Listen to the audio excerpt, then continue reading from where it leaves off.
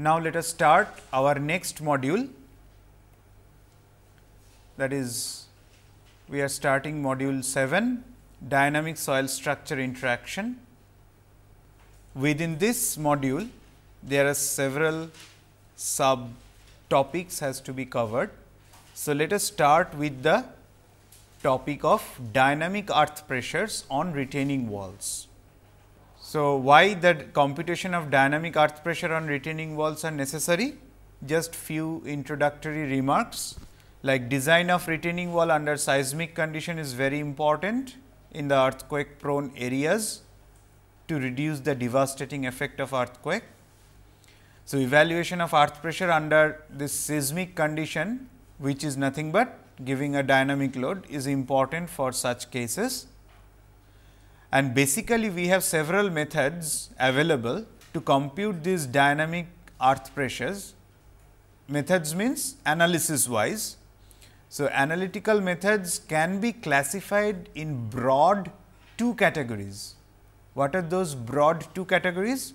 One is called force based analysis, another is called displacement based analysis. Okay. So, as the name suggests, in the force based analysis, we are considering mostly the forces acting at equilibrium conditions, limiting equilibrium conditions, etc., on the failure zone, on the wall, etc., to find out the what is the earth pressure acting on the wall, whether it is passive earth pressure, whether it is active earth pressure or earth pressure at rest. For different cases, we can get the through the force based analysis. Let us look at the slide. So, and in case of displacement based analysis, what is the difference?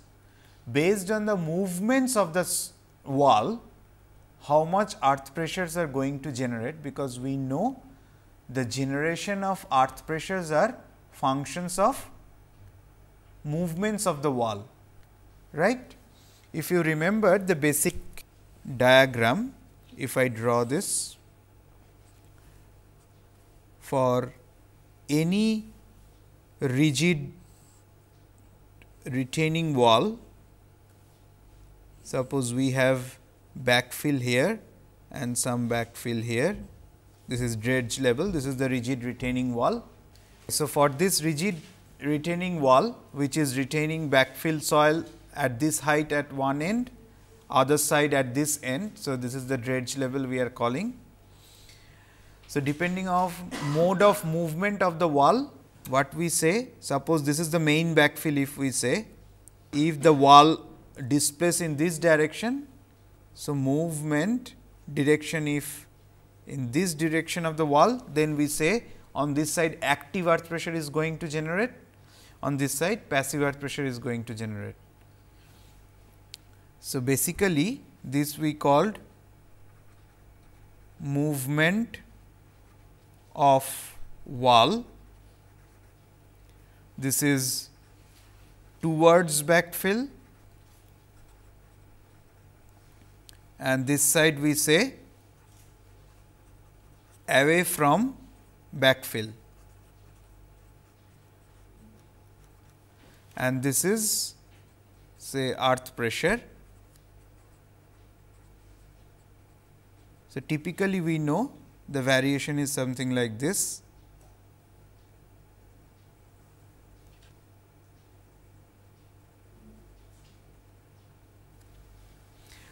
So, this magnitude of earth pressure, where there is no movement of the wall, that is this axis, will be nothing but P naught, that is earth pressure at rest. This magnitude of earth pressure after reaching the steady state, that value of earth pressure when the movement is towards backfill, this is we call passive earth pressure, and this magnitude of earth pressure when wall moves away from backfill is called active earth pressure. So, these are the three states of earth pressure we can have for a rigid retaining wall. For development of these magnitudes of earth pressure, as you see, some amount of displacement is required.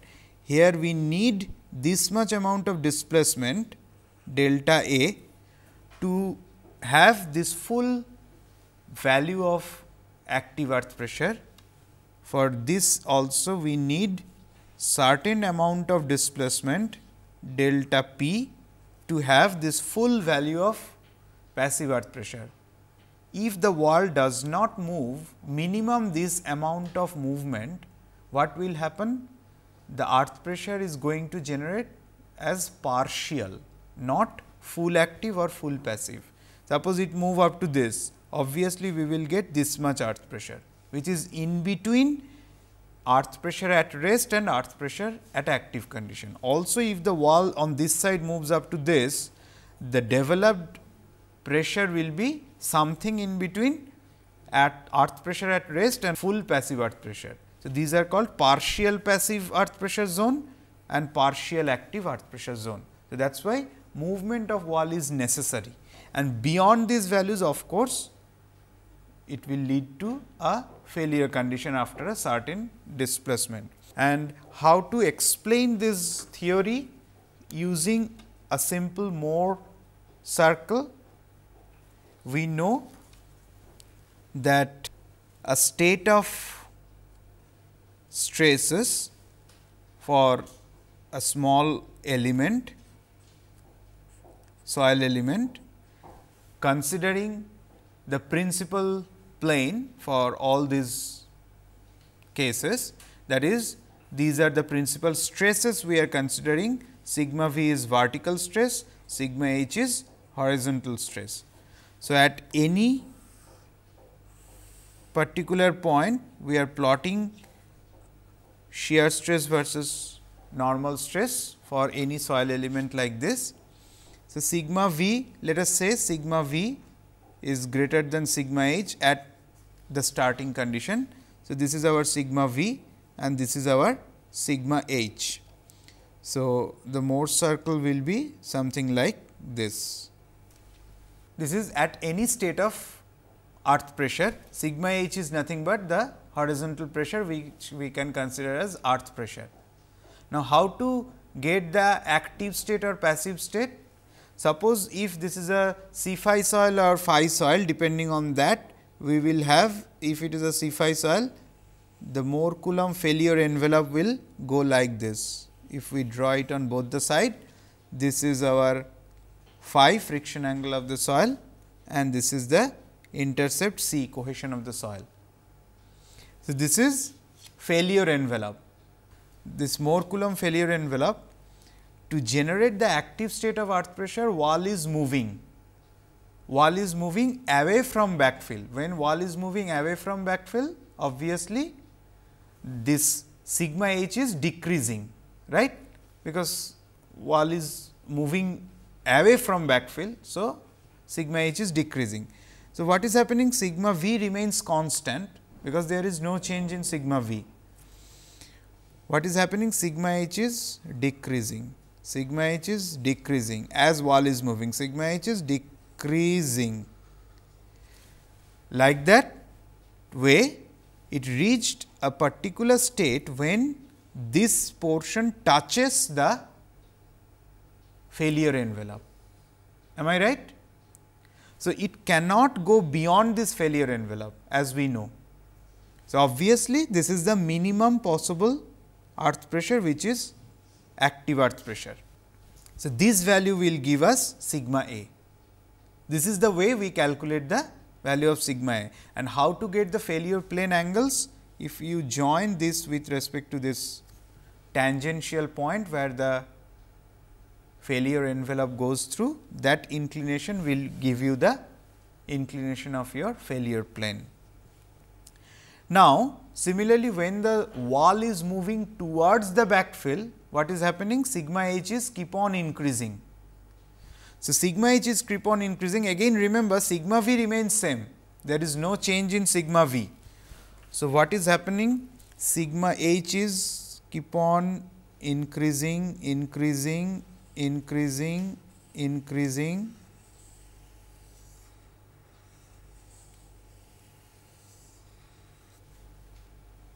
Okay. Sigma h is increasing, sigma v remains same here itself. So, when it touches this failure envelope once again, this is the value of maximum earth pressure, which is sigma p, which is called passive earth pressure. And that point, if you join with this failure envelope line, this is the inclination of your failure plane. These are the basics of finding out the earth pressure at active condition, at passive condition, and their corresponding failure plane inclinations. Now, these are by considering different amount of displacement, which can be classified as displacement based analysis, as I have mentioned here in this slide. So, for dynamic case also we can do either force based analysis or displacement based analysis. Let us see what are the common methods available in force based analysis. There are basically, if we can categorize them in three basic methods, there are several other methods, but these are the major three methods I can mention now: pseudostatic method, pseudo-dynamic method, and dynamic analysis using Mass-spring-dashpot model. So, for our course on this soil dynamics, we will concentrate on this dynamic analysis using Mass-spring-dashpot model. Other two methods generally we cover in other course on geotechnical earthquake engineering. Again, the sub classification within pseudostatic method, we can sub classify them as limit equilibrium method is one method, limit analysis is one method, method of characteristics is one method, and finite element method is one method. There are several researchers who have worked on these different methodologies to compute the seismic earth pressure using pseudostatic method.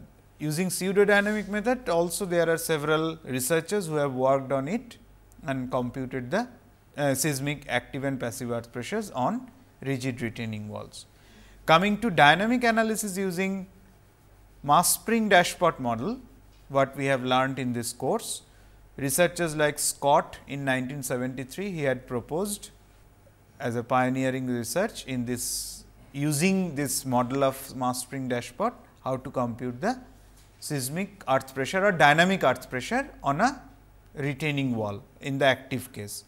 Further, Veletsas and Yunan, they in 1994 computed the again active dynamic earth pressure on rigid retaining wall, and Chaudhary and Chatterjee in 2006, they computed using 2 degrees of freedom model. These two were the single degree of freedom model, and this was using the 2 degrees of freedom model of Mass-spring-dashpot model, how to compute the dynamic earth pressure on wall.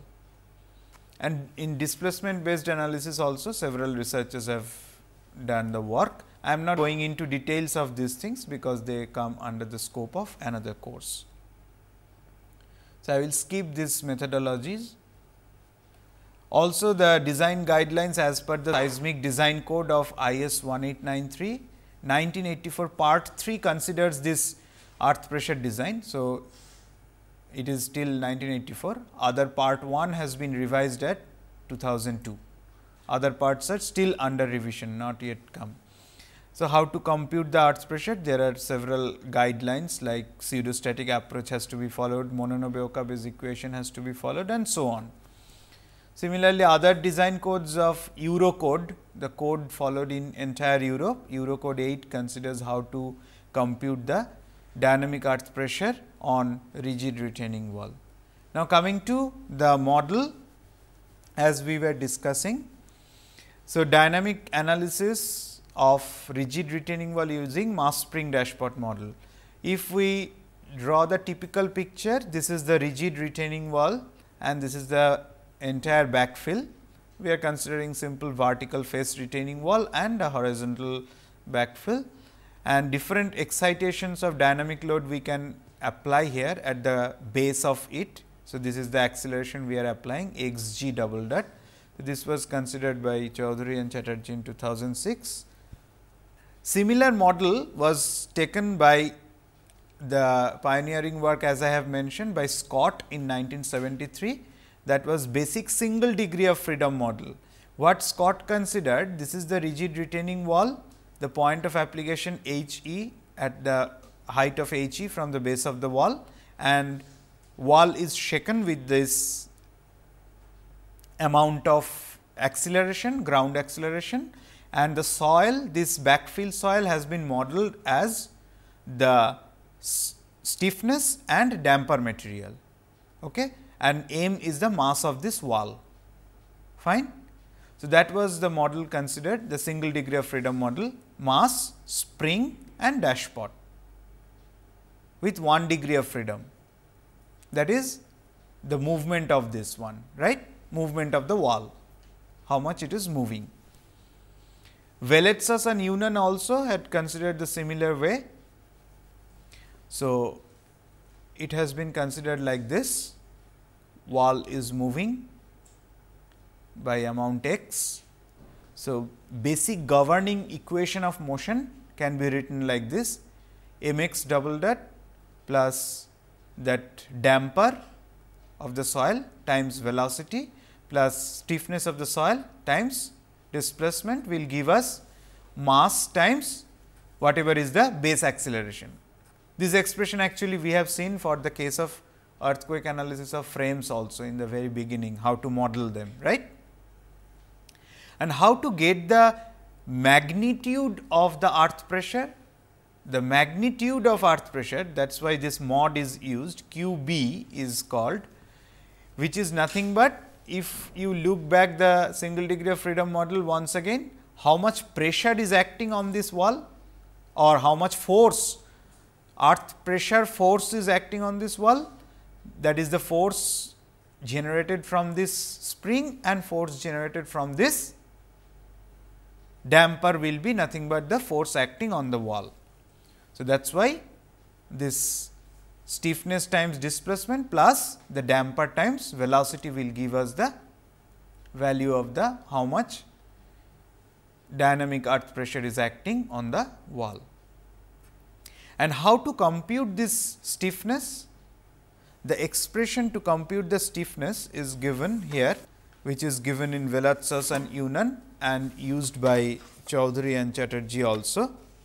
Where from this expression has come?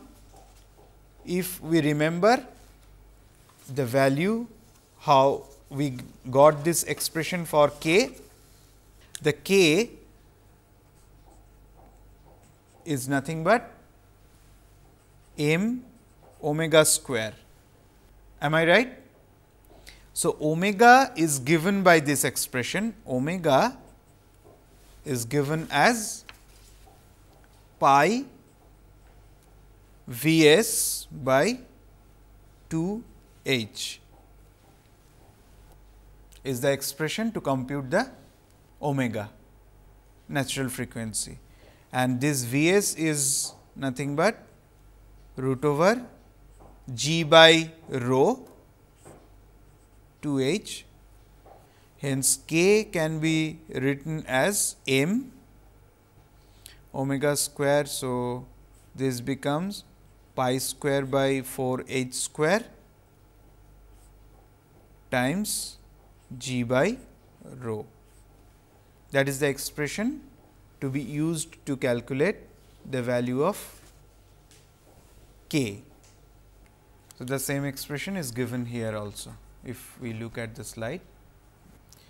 Now, modifying that single degree of freedom model, Chaudhary and Chatterjee, this is the reference in the journal Sadhana, that is Proceedings of Engineering Sciences, Springer journal publication in 2006, volume 31, number 6, page 1 to 10. It proposed, instead of considering a single degree of model, it should be considered as 2 degree of freedom model, 2 degree of freedom model. Why?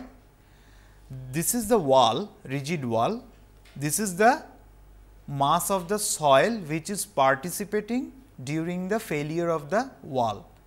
Okay. So, that is why the soil and wall, they have different properties, of course. So, it should be considered as 2 degree of freedom model, considering the mass of wall from wall properties to get the damping constant and stiffness for the wall. So, C2 and K2 are correspondingly damping constant and spring constant of the wall.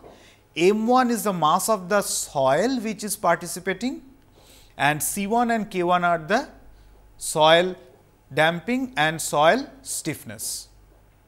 And this F1T and F2T, what are these things? These are applied dynamic load. These can be computed from this xg double dot.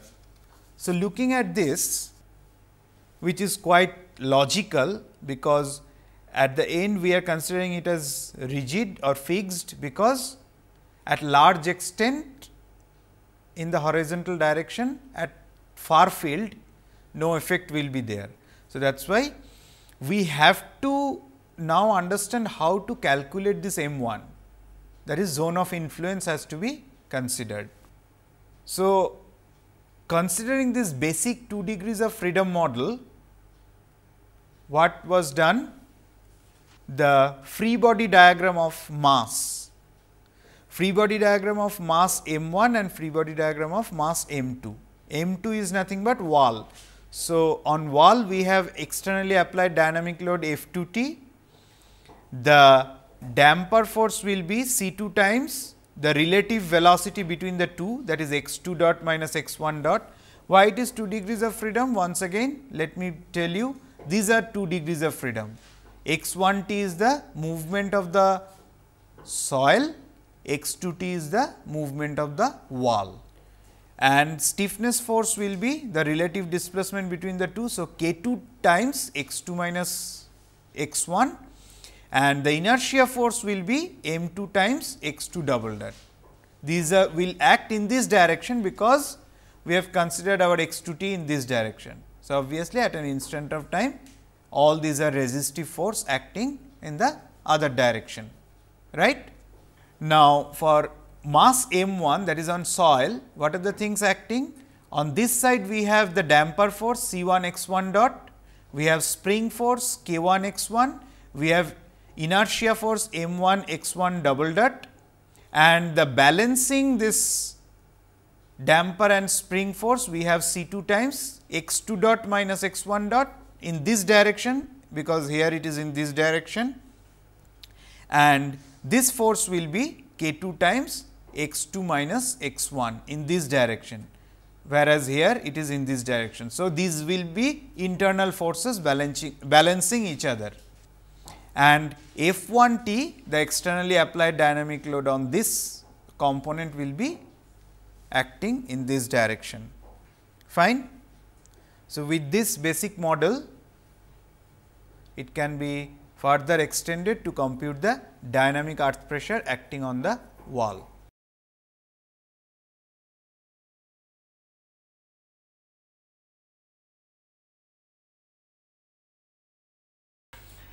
Now, just a brief about the basic pseudostatic method of analysis using limit equilibrium method, as was proposed by the first work done by Mononobe-Okabe, as I said, which is known as Mononobe-Okabe method of computation of seismic active as well as passive earth pressure. This is the line diagram of a rigid retaining wall, which is retaining a backfill soil up to this height at one end, and on the other side the height of the soil is at this up to this level.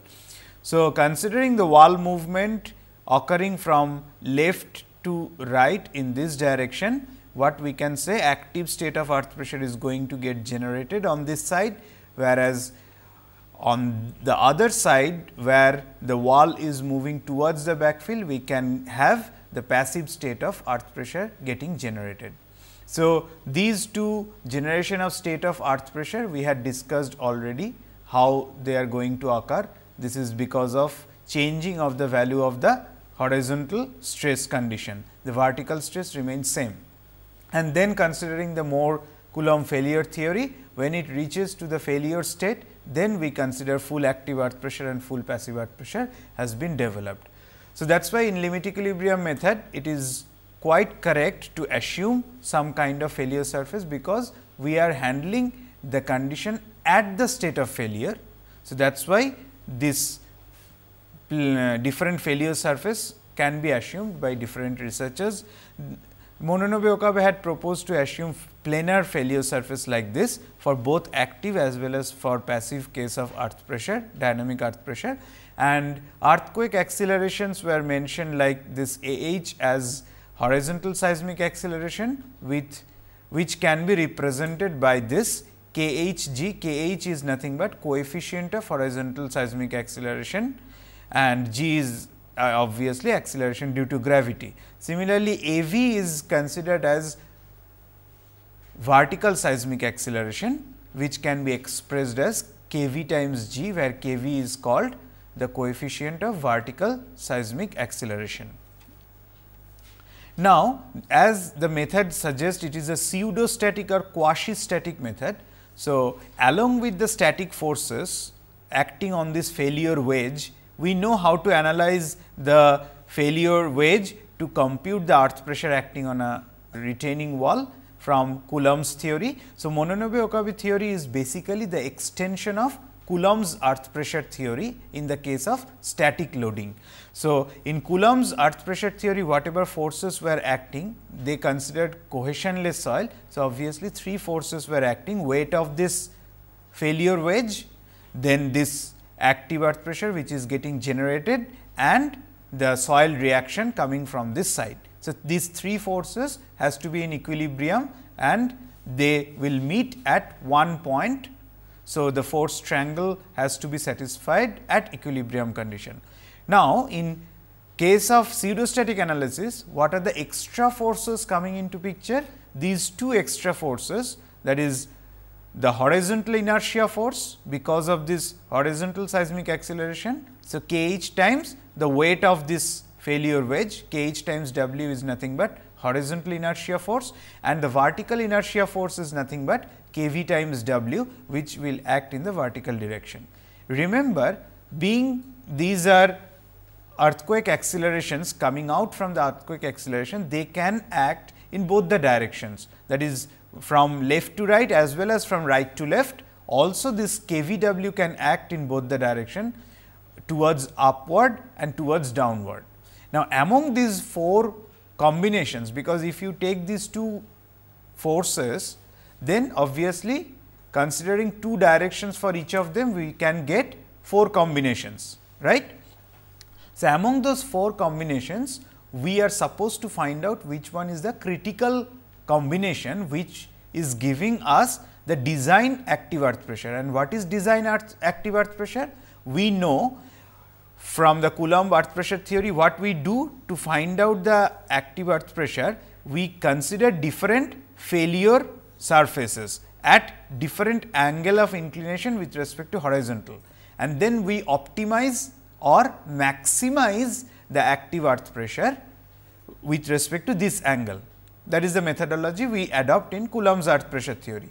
So, in this case, along with this optimization, we have to do one more optimization additional, that is involved with these four combinations of the seismic forces. So, the combination which will give us maximum value of this PAE, that is active earth pressure under earthquake condition, will give us the design value of seismic active earth pressure. Okay. Similarly, if we talk about the passive earth pressure, what we do in the case of passive analysis, in Coulomb's theory, when there is only static forces are involved, three forces will be there for cohesionless soil: weight of this wedge, soil reaction, and this passive earth pressure getting generated. So, we use different angles for this different planar failure surface, and then we optimize, means in this case of passive we minimize the value, because this passive is the resistance. So, get a design value, we have to minimize the value of passive earth pressure, which will be the design value. And then in the case of seismic forces, what we are involved here, additional two forces similar to this with four different combinations. So, these two seismic inertia forces will come into picture, and among those again we have to do two optimizations, one with respect to this failure angle, another with respect to the direction of the combinations of the seismic forces acting on this failure zone. That will give us the absolute minimum value of this PPE, which will be the design seismic passive earth resistance. This is sometimes called passive earth resistance, because it is truly speaking is not the pressure acting on the wall, but it is the resistance offered by the soil to the wall. So, this was the basic equation proposed by Mononobe-Okabe. You can see this is nothing but Coulomb's equation with an additional term of this portion, which considers the earthquake acceleration in vertical direction also. And the equation closed form solution for this coefficient of active and coefficient of passive seismic earth pressure is expressed by this equation, where different parameters I can mention. Here beta is nothing but angle of inclination with respect to vertical, the face of the wall. I is the angle here for the backfill soil, and delta is the wall friction angle. You can see here this is delta, and phi is friction angle, soil friction angle, and theta is another angle which can be estimated by using this relation of tan inverse k h by 1 minus k v. It satisfies actually the criteria of shear fluidization. If you remember, we talked about during the chapter or during the module when we discussed about liquefaction of soil to take care of the stability of the soil. This is the criteria we have to satisfy. So, from that criteria this theta comes, and for stability phi should be greater than this theta, that is soil friction angle should be greater than this theta. Then how the pseudo-dynamic method was proposed, means the changes from the pseudo-static method are like this. Here the shear wave and primary wave which are travelling during the process of any earthquake are also considered effect of them, and this QH, QV are the horizontal and vertical inertia forces which can be calculated based on the variation of the earthquake acceleration with respect to depth, also with respect to time, and by considering the frequency content of the considered earthquake. So, that is why, as I said, all the dynamic nature of earthquake forces can be considered in this pseudo-dynamic method. Hence, instead of considering a single coefficient or single value attached to the weight of this failure zone, it is considered as infinitesimal small element or specimen at any depth z with a height or thickness of dz, and that on that element we have considered how the acceleration in both vertical and horizontal direction they are creating the inertia forces, and those inertia forces are further integrated over the entire height of the wall. So, these are some of the expressions how the horizontal seismic acceleration is approximated. It will be obviously random in nature, but for obtaining a closed form solution we need to consider some equivalent form of the equation, so that it leads to a generalized solution which can give us a design chart. So, that is why any random motion we can approximate by considering the area under the curve and different methodologies. That equivalent sinusoidal wave was considered in or was assumed. H is the amplitude of that motion, omega is the frequency of the earthquake, h is total height which we are considering for the height of the wall, z at a particular height where we are considering for that infinitesimal element, and t is the time for which the earthquake is occurring, the duration of earthquake, and Vs is shear wave velocity which is creating, we have assumed that Vs is creating the horizontal acceleration and Vp, that is primary wave, is creating the vertical acceleration. These also I have discussed what type of direction of excitation out to the particles these different waves generate in the module of wave propagation. So, similarly, the vertical acceleration is expressed in this way, and the inertia force in horizontal and vertical directions are nothing but mass of that slice times acceleration. Mass times acceleration will give us the force. So, that is inertia force. We have to integrate it over the height of the wall, and then we will get different expressions and solution. Finally, we used limit equilibrium method to get the expression for PAE, and remember this needs to be optimized with respect to the different failure plane and different combinations of these directions of QH, QV. And what the design code mentions, the IS code, Indian Design Standard IS 1893 seismic design code. The part 3 handles the portion about this bridge and retaining wall under seismic condition. It is 1984 version, as I mentioned, that IS 1893 part 1 has been revised in 2002, but other parts are still under revision. It has not yet come out. So, what it says that using pseudostatic approach, we can evaluate the stability of retaining wall by considering the seismic earth pressure. So, it proposed to use the Mononobe-Okabe equations. Dynamic increment of earth pressure will act at mid height of the wall, and effect of dry, partially submerged and saturated backfill is considered, and range of permissible displacement is not specified in the code.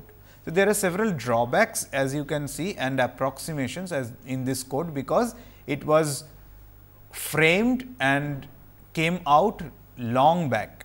So, after that several research output and advancement has taken care of, and that is why different country seismic codes have been revised, but Indian code are still under revision. So, hopefully, it will also come out with some good guidelines.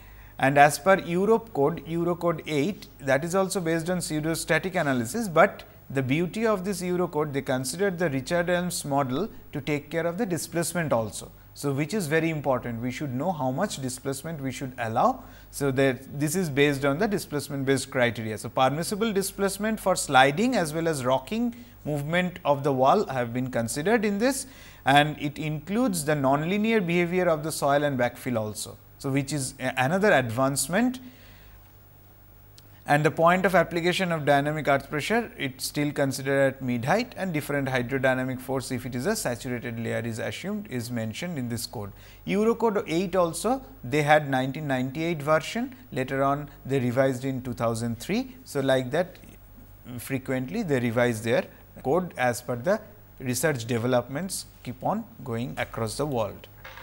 Similarly, the NIHARP code is available for US, and UBC is also available for US. Those are also considering, mostly NIHARP is considering most geological guidelines, and NIHARP code 2003 is probably the latest one. So, that considers all the effects of permissible displacement of the wall under seismic conditions and different calculation methodologies for earth pressure.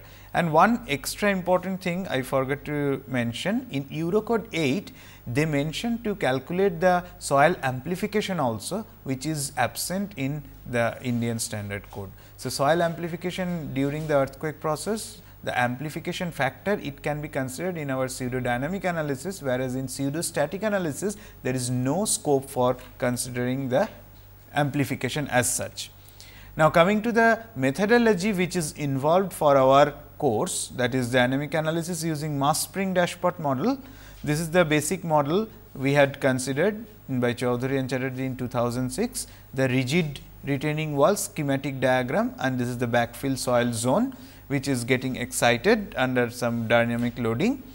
And what was the basic model proposed by Scott in 1973? He considered single degree of freedom Mass-spring-dashpot model instead of 2 degrees of freedom. He considered this is the rigid wall and this is the excitation. It was equivalent model with, by considering this effect of the soil was taken by using a spring and dashpot. That is, soil was replaced fully by a spring and a dashpot, and that was considered to be attached with the wall, and wall mass was considered in that single degree of freedom model for this retaining wall.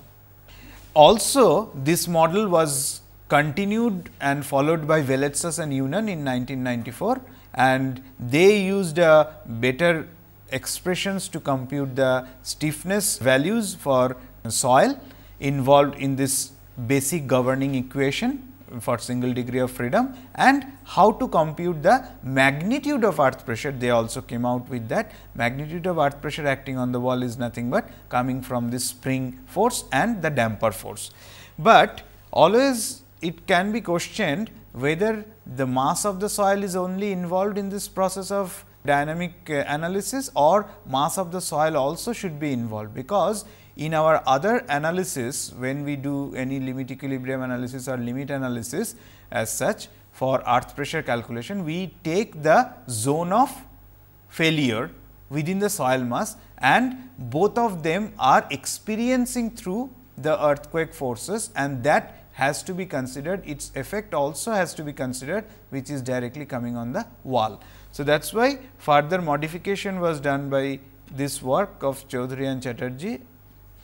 This wall has been modeled as M2, mass of the wall, and wall properties mostly for concrete or RCC wall or whatever different types of wall material you use, depending on that damping constant and the spring constant can be evaluated, and M1 is the mass of the soil involved taking part into the analysis, or which is taking dynamically vibrated along with the wall, and the soil stiffness and soil damping has been also considered.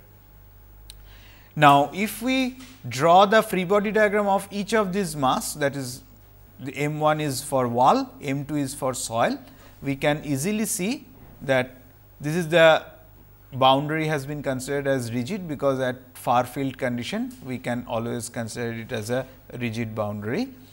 These are the forces: externally applied dynamic load, inertia force, these are the damper force and spring force. These two are the balancing forces between the two material, and this M2 X2 is nothing but the wall inertia force, right. So, M2 is for wall and M1 is for soil. So, this is for soil and this is for wall, and F2T. Now, in this case, the question automatically arises, we can easily compute M2, because for a chosen wall section which we are going to design, or suppose we have designed considering the static loading for all stability, we know the section of the wall. So, M2 can be calculated, and that we can do the dynamic analysis and see how it performs in terms of its displacements, etc., whether it is within permissible limit, that can be checked. So, we do not have any doubt about M2. What about the other parameters? How to compute K2, C2, these parameters? Let us go back to the expression of this K. K is given by this m times pi square by 4h square times g by rho. M of the corresponding material for which we are calculating, suppose K of wall we want to compute. So, here m of the wall has to be considered, h is the height of the wall, g is the shear modulus of the wall material. So, for concrete, if you are using the concrete wall, then concrete shear modulus has to be used, and rho is the density of the wall material. So, rho of wall material has to be used in the expression. What about C? How to calculate the C? Damping, this is 2 eta root over K m. Do you agree with me? That is the expression we know, the standard expression, that damping constant can be estimated using damping ratio, stiffness and mass. So, for the estimation of damping constant of concrete or wall material, we should know the damping ratio of the concrete. So, damping ratio of the concrete is more or less known, mostly it is about 5%. So, 5% if you consider the damping ratio, K just now we have estimated, m of the wall also we can calculate. So, C of the wall will be known to us. Okay. So, this way we can estimate M2, C2, K2, which is fine. Now, the question comes, what way we can calculate M1, C1 and K1. Expressions are available, but the first thing we should calculate is M1. That is why Scott avoided probably the calculation of M1, because this is not so clear. So, how to get the value of M1? For that, what is required? We should know what is the influence zone.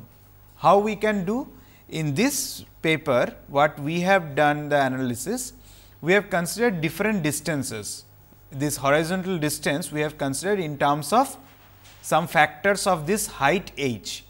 Suppose 2 h, 3 3H, 5H up to 10H, and we have done a trial and error process of analysis by using different zone of extension and tried to obtain the final output of the displacement function. And when after a particular distance, horizontal distance, we found that there is hardly any change, significant change in the value of the displacement function, what we can say that beyond that it is hardly having any effect on the wall. So, that is nothing but the way to compute the zone of influence for the estimation of this soil mass. Clear? So, if you go through this paper, which I have already given the reference, this is the paper, you will get all the details, and that way finally we have found out for different conditions of course, applied forces, dynamic forces, what are the different zone of influence. And from that, now we are ready to calculate M1 very easily, because it is a simple rectangular area we have considered in this figure in our basic model. Height is known, this influence zone is also now known, and other dimension is per meter always we consider for retaining wall plane strain problem. So, the total volume is known and soil density you know. So, unit weight you know. So, you can find out easily the mass of the soil. So, M1 is known. Once M1 is known, now we are ready to calculate K1 also, that is spring constant for the soil using this expression. So, here M1 is now we have calculated, H is known, G of soil has to be used here and rho of soil has to be used in this expression. And then coming to the calculation of C1, that is for soil damping constant, again we refer to this equation. Here eta damping ratio of the soil should be known to us, that in our analysis we have varied for different damping ratio. You can easily get a design chart for different damping ratio or different types of soil. We have considered 5%, 10% and 20% damping ratio, which are the practical ranges of different damping ratio for the soil material, as we had discussed earlier also. K already we have computed K1 and this will be M1, that also we have calculated. So, we can get C1 very easily. Fine. So, with this knowledge, now next step, after considering this free body diagram, we can easily write down the, by applying D'Alembert's principle, what are the equations, and those governing equation of motion for 2 degree of freedom model in matrix form we can express in this format. Am I right? Because it is a 2 degrees of freedom system. So, in matrix form x1 and x2 we need to determine, and that way we have, and dynamic active earth pressure on the wall has to be calculated based on QB will be, remember QB is nothing but on this whatever forces are coming, these forces, that is inertia force, stiffness force and the damper force, some of them will be nothing but the force acting on the wall, which is in horizontal direction nothing but the dynamic earth pressure, right. So, that way QB we had estimated, and then the non-dimensional dynamic earth pressure is plotted in this result, non-dimensional active earth pressure, dynamic active earth pressure with respect to different frequency ratio. Different frequency ratio in this case, which frequency ratio we have considered? This omega is obviously the exciting frequency or applied frequency, different excitation you can consider always, and omega 1 is the natural frequency of the soil wall system, considering how many natural frequency we will get here? We have considered 2 degrees of freedom system. So, obviously, we will get 2 natural frequencies. Now, among them which natural frequency we should use? The fundamental natural frequency. What is fundamental natural frequency? Among the 2 natural frequency, whichever is the lowest one, that is the fundamental natural frequency. So, by considering that fundamental natural frequency, why it is required to consider? It will give us the first mode shape, right. So, in that way the frequency ratio we had calculated here, and how the earth pressure force, dynamic earth pressure force is non-dimensionalized, it is the value of QB mod of that divided by rho x double dot g. X double dot g is the applied ground acceleration, that is for a particular dynamic force or a earthquake force, whatever accelerations we had considered, and h square. So, obviously, this unit and this unit will be same. So, we can get a non-dimensional value. This is also non-dimensional. For different damping ratio of soil of 5%, 10%, 20%, you can see the variation is something like this. So, it is kind of a design chart, because once you know for your soil wall system what is the fundamental natural frequency and also the zone for which you are going to design or the dynamic load for which you are going to design your wall, the exciting frequency will be known. So, this value will be known to you. You can go to this chart knowing this damping ratio, you can get a value of this. In this rho x g double dot and h square also will be known. So, you can get the estimation of this QB. And also how to validate the model. We have validated our model with respect to basic single degree of freedom model of Scott's model. You can see this is our proposed model considering 2 degrees of freedom model, and this one is Scott's model by considering single degree of freedom model.